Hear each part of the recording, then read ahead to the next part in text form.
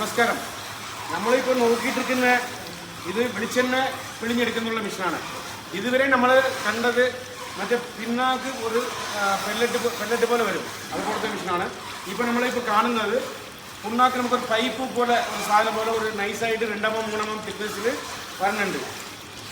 ഇതിൽ കുപ്പറ മാത്രമല്ല, നാളികേരം, എള്ള്, കടല, കടുക്, സൺഫ്ലവർ, ഇങ്ങനെ പലതരപ്പെട്ട വിതകളിൽ നിന്ന് ഓയിൽ നമ്മൾ പിഴിഞ്ഞെടുക്കാം. ഇപ്പോൾ കാണുന്നത് 3 HP മെഷീനാണ്. ഇതിൽ 65% മുതൽ 66-67% വരെ വിളിച്ച് നമ്മൾ കിട്ടുന്നുണ്ട്.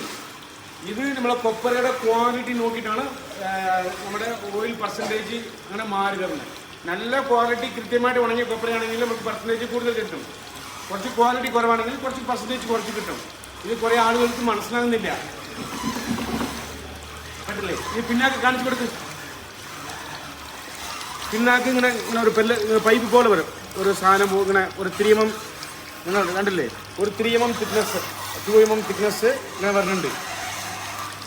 ഓയിൽ നമുക്ക് പുറത്ത് വരുന്ന പിന്നാക്കിൽ ഒട്ടും തീരെ ഓയിലില്ലാത്ത ഒട്ടും തവണയിൽ വരുന്നുണ്ട്. കണ്ടില്ലേ? കണ്ടാൽ മനസ്സിലാക്കും, നേരിട്ട് കാണുമ്പോഴേ മനസ്സിലാകും. ഓയിൽ വരുന്ന കുറച്ച് തൊട്ടടുത്ത് കാണിക്കും. ചൂടുണ്ടാവില്ല, തീരെ ഉണ്ടാവില്ല. 24 മണിക്കൂർ ഓടിയാലും ചൂടുണ്ടാവില്ല.